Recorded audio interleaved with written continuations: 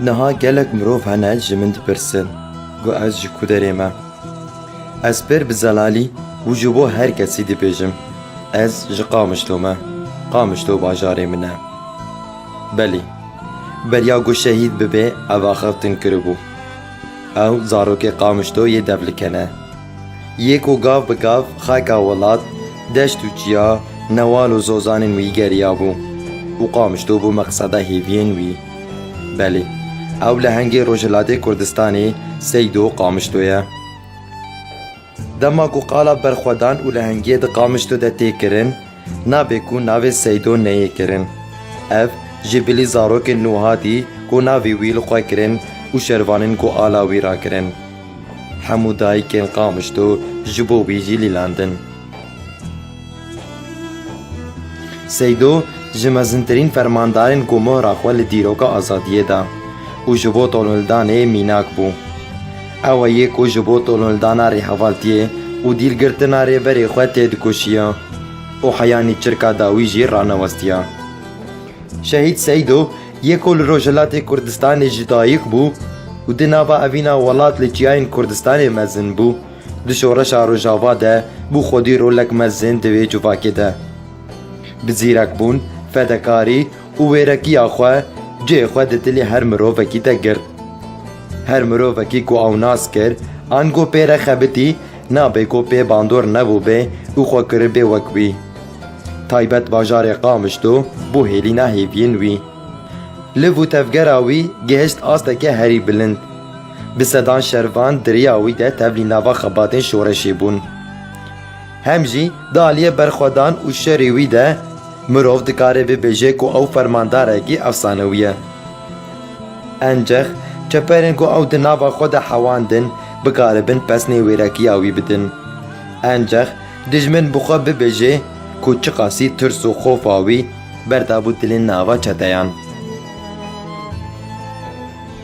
Berxwedaniyên herî mezin bi pêşengiya Seydo pêk hatin.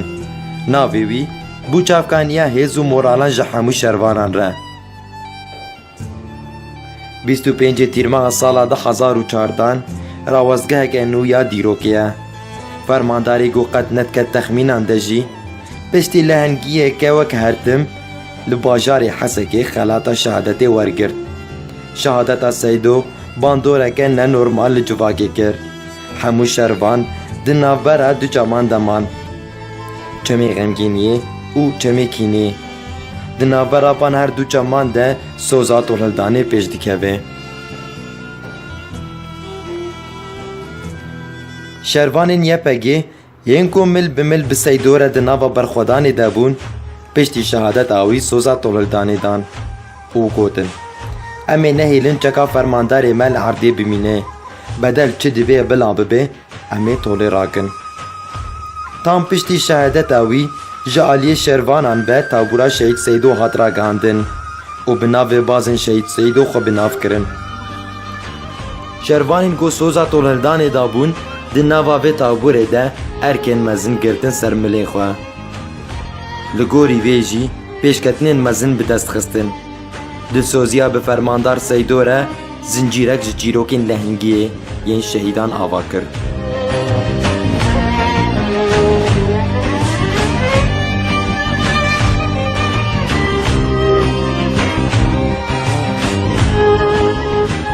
Xeleka yekemîn a zincîra tolhildanê li Hesewiyê dest pê dike. Di pêngava rizgarkirina bajarokê Tilberakê de ya ku hêviya Seydo bû, bi xwîna qendîlê xwedî sebir hat xemilandin. Qendîl ew lawikê bi heybet, xwedî vîn û sebir e. Yê ku destê xwe danî ser dilê xwe û soza tolhildanê da. Bi rihê fermandarê xwe pêş veçû û li Tilberakê di çarê adara 2015 de ala Seydo bi xwîna xwe hilda. Ew dibe kilîda zincîra tolhildanê. û bi wî deriyê hêviyan di tabûrê de vebû û soz careke din nû bû.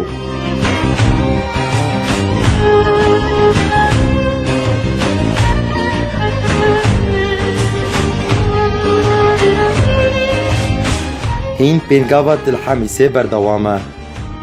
Yê ku nav û ala Seydo rake, bêguman wê xwediyê dilekî pak û vîneke ji agir bê. Ev taybetmendî di kesayeta Peto an ku Orhan Qamişlû de kom dibin. Şehîd Orhan bi bêdengiya xwe dihat naskirin. Lê di hindirê xwe de kîneke mezin li hember tarîtiyê hilanî bû.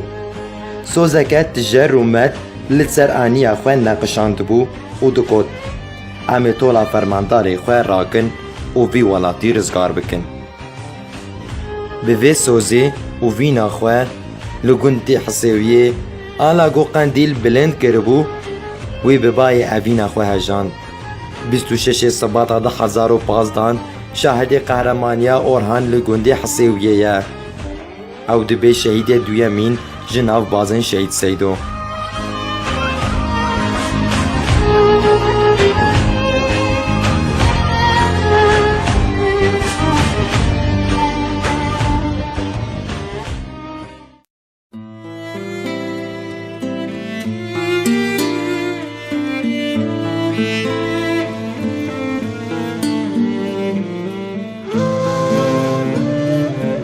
Bazên Şehîd Seydo li her qadê belav bûn.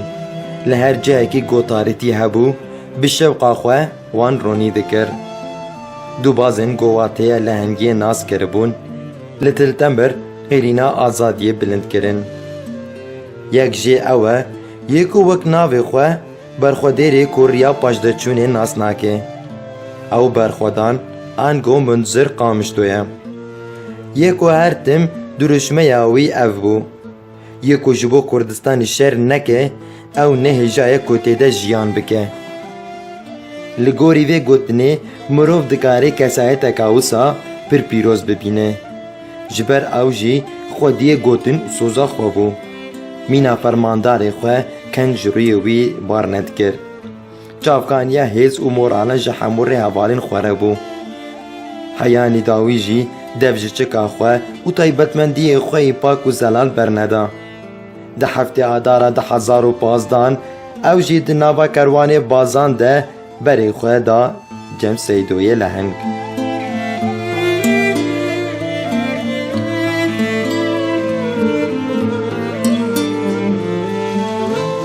Piştî şehadeta berxwedan, rêhevalê wî êrîş sap dûrbûna rêhevalê xwe tehmûl nekir. Ji bo gotola wî rake zendûbendê xwe bada û qêrîna xwe tevliya rêhevalên xwe kir. Di sîwiyeke Adara heman salê de ango piştî çend rojan ji şehadeta berxwedan ew tevlî kerwanê şehîdên vê taborê bû. Ew jî dibe xwediyê soza xwe mîna rêhevalê xwe berxwedan û havalên goberî wî çûn. Ew dibe dilsozê xeta fermandarê xwe.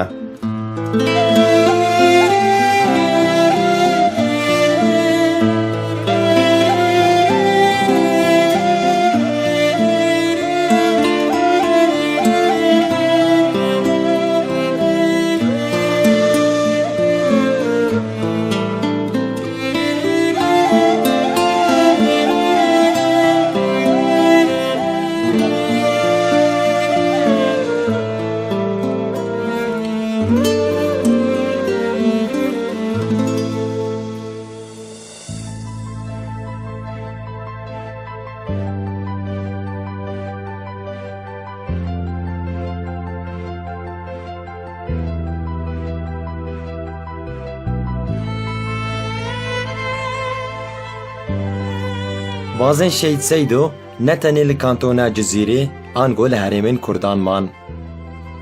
Kerwanê bazan ber bi bajarê min bi cêve çûn. Piştî bicîkirina hêviyên şehîdê fermandar Fêsal Ebûleyla bi rêzgarkirina min bi cê, xelata biratiya gelan jî di xwe de pêk anîn. 25 Tîrmeha 2016 ne. Tam 2 salên şehadeta fermandar Seydo diqedin. Ango roja bîranîna duyemîn a şehadeta wî ye. Wê di vê rojê de Cûdiyê devlêken xwe bihejîne. Cûdî, ew lawikê mîna berxwe û Seydo her tim dikeniya. Evîndarê dozê û dildarê xaka welatê xwe bû. Ne şev û ne roj çavên wî ji riya berxwedanê dûr nedixistin. Di berxwedaniya dîrokiya min bicê de dema çeteyên Daişê êrîş li ser wan kirin. Cûdî آلا سیدو ری حوالین خواه جدست خواه برندا سوزا فرمانداری خواه بجی آنی او جی تبلی کروانی شهیدین رومتی بو مريا سركفتني هي نهارن يعني هوال الكاريا هوال كان يعني هل بنك بشامي نهارن مسكينه سركفتي در ماسكن وزبيو هوال يعني جبو ملت ما كان يعني فرماتيا دين ملت ما باريا ما قالك كمان يعني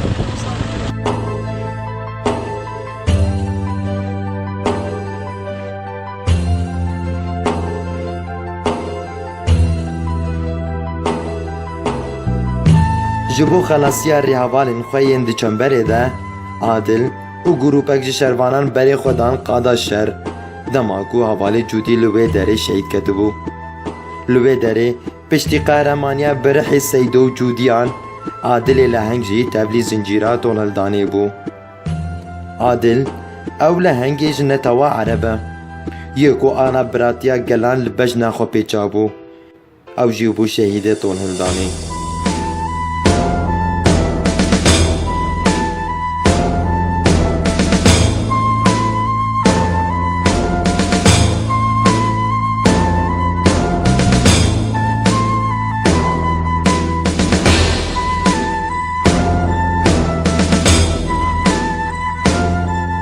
روژا 28 تیر ماه ده 1016 چتین تارستانی خواستن کوریا دنابرا من بج و جرابلوسی ده او جالی شروانان و هاتبو قد کرن جارکتن فکن دوی جهه کو ایریش بسر دهات بازن شهید سیدو دیسه لنبر غزبا وان سکنین ایریشک پر گران بو شروانان زند و بند خواه بادا بون آلا سور لسری خواه پیچا بون فرمانداری جوان خواست کو خواه بکشینن لی او شروانن کو تاما آزادیه کربون و کینا طول هلدان دل خود هلانی بون ریا وگری نپجراندن قبول نکرن کو خواه بکشینن و گودن ام وی دره برنادن انا امه حمل وی دره شهید بکبن آنجی خواه نکشینن راستی جی لهنکن کو اف سوزدان سوزا خواه پیکانین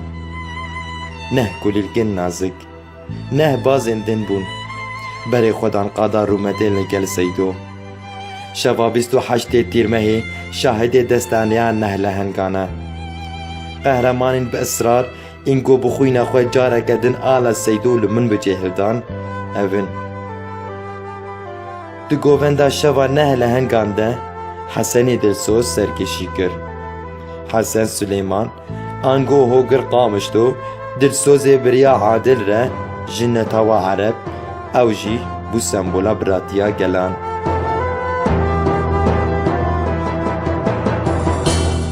خودیه کنی بهیوی لاو که قامشتو کا دل شوات داود آنگو نوردین گلو او شوبداری خطا نوردین دلسوزه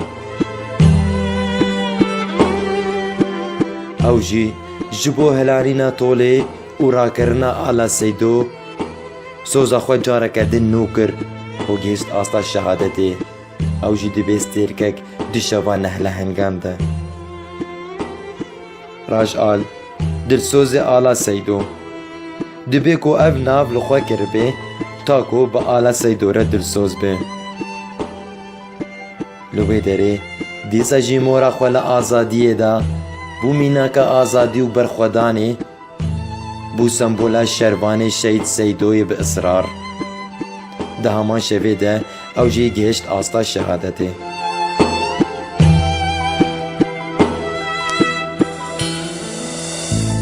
به جوانتی و زیرکمون خود هات ناس کرن او جوان فدکار ایگو قج تارتیه حزنت کر دوی شوه ده هر دو تلیه خو بلند باکر و گود آن آزادی آن آزادی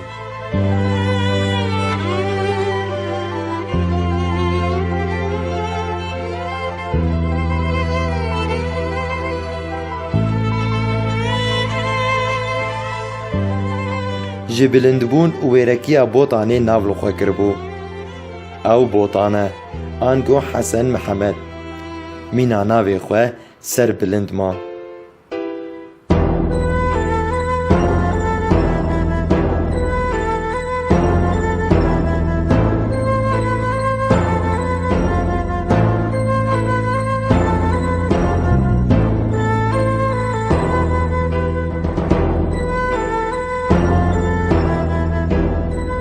Orhan qamişto. Ango İbrahim Abid evîn darê çekiye. Di şeva neh lehengan de ew jî bû gela wêş. Asîmanên hêviyê bi dîrêjên evîna xwe rûnî kir.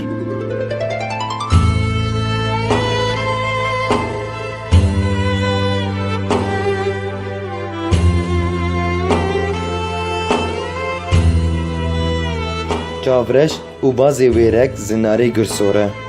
Yê ku bi baskên xwe bayê azadiyê li Asîmanê min bi cê hejand. Ew jî di haman şevê de şeva neh lehengan di guê govendê de xwe hejand. Li ser şopa delîlan navê xwe kiribû Delîl Qamişto. Ew rodiyê bedew û nazik e. Bi xemleke bedewtir çû wargeha fermandarê xwe.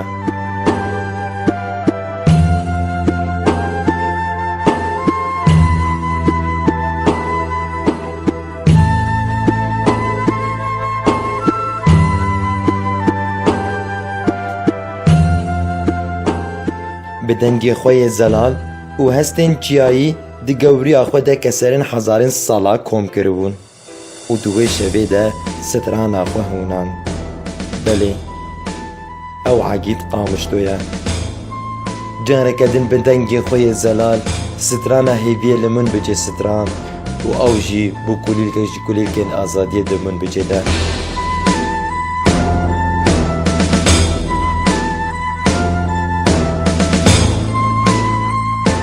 Bi qîrîn û awaza van de hengan wateyek nû ji lehengiyê re hat danîn. Xweziya ew şev axivê ba û qala lehengiya wan ji me re kiriba. û gotiba çima navê xwe kiriya şeva neh lehengan.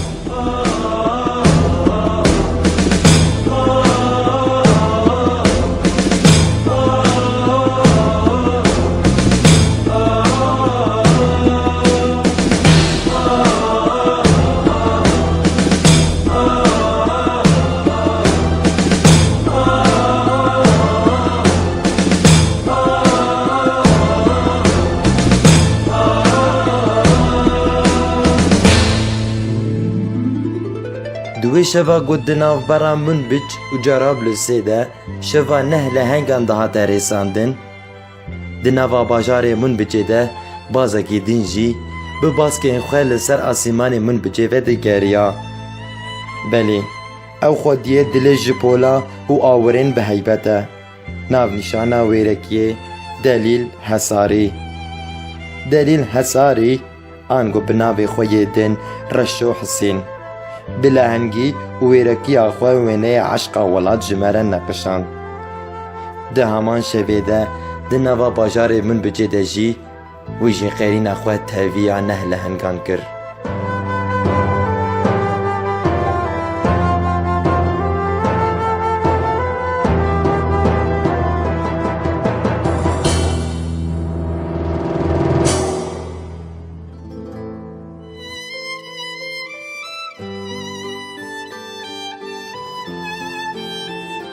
Piştî rizgarkirina min bicê got bi xwîna wan hat avdan, careke tên hêzên darî bi xezeb û çavnebariya xwe êrîş kirin. Vê carê hê got soza tolhildanê pêk bîne zinarê bi israre. Zinar ew lawikê xwedî giyanekî biken û hêviye. Ew ê yê ku ji bo tola rêhevalên xwe sozek dabû. Ev soz di duyê berfanbara 2016 bi xwîna xwe kir xelat û diyarî Seydo kir. Zinar jî bû xelekek li zincîra tolhildanê zêde bû. سوري عمو بخبار من زاري وداري عفريني امير اشتر بكر ام لا ترس لا تهمك حياتي اراده بري دوك هذي من ريمك شرباني شي زيد اول ابي طولا واشي دا بشارات يك بيك ام كير بنوختي فوقك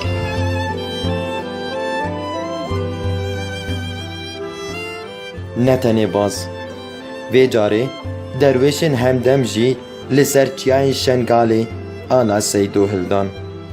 Qêrîna şoreş bû bilind bû û li cem'a dûlê li Qamişlokê sekinî. Şoreş ew derwêşê ku ji bo parastina Êzîdxanê berê xwe da bû çiyayên Şengalê. Mizgîniya Tolhildanê bi xwîna xwe diyarî me kir. Şoreş ew bazê Seydo bû. Yê gola asîmanê Şengalê azad digeriya. Di sîvyekê gulana 2017 xelata şehadetê jî bi dest xist. سر اساس امنیت مجبور به دستی به رزق من خلاص بی نمیشه چقدر امنیت من به دست من دندوی به دوزی به خلاص هم به دستی رزق من خلاص بی اصلا جمع تفرقتنا يعني كرسان نشر برشي كرسان برشي كل فرصة كل دستی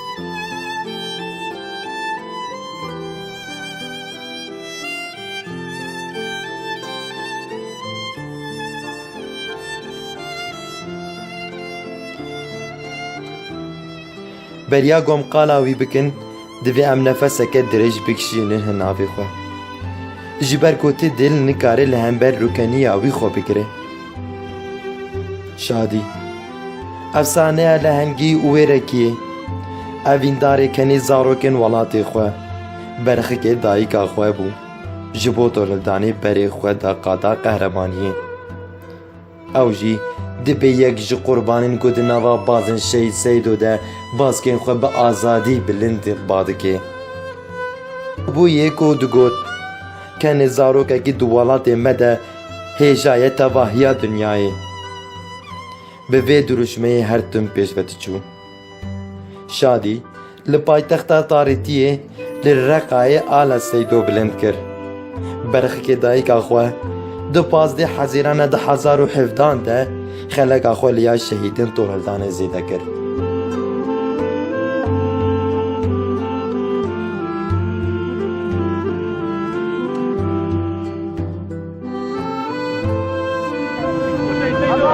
کنه زارو تی دولت من جایی دیگه گشتی همه دولت خبر نداره حتی لو با تعریف بینامه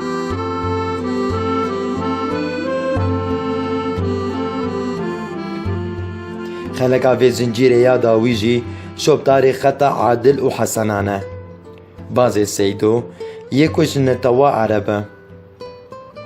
Ew e Hatimê Wêrek. Ew jî li dû şopa şadî rê girt li Reqayê ew jî ji bo tinekirina Tarîtiyê de şehîd ket.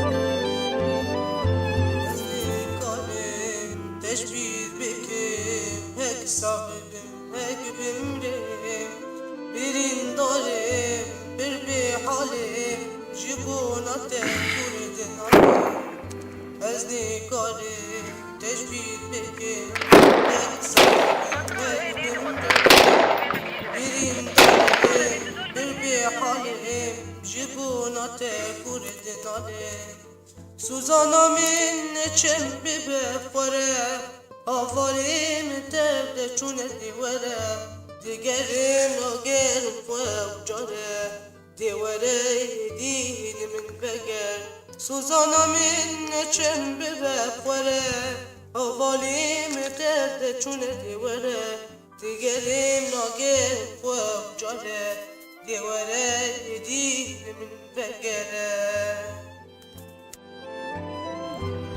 Bazên Şehîd Seydo li her derê bi fedekarî û wêrekiya xwe tovên berxwedanê belav kirin. Bi hezkirin û dilpakiya xwe du keziyên qamişto hûnandin. Yek jê dilsozî, ya din jê rêhevaltiye. Rastî jî van bazan dikarîbûn layîqî fermandarê xwe derkevin. Ji bo Tolhildanê ew bûn navnîşaneke nû û tevlî dîroka berxwedaniyê bûn. Di roja îro de bazên Şehîd Seydo li her qadê, li her bajar, li kêleka her zarokekî, di hembêza her gulekê de û li ber hêsirên her dayîkekê de ew hene û tê dikoşin û ber bi rojê ve jî diçin.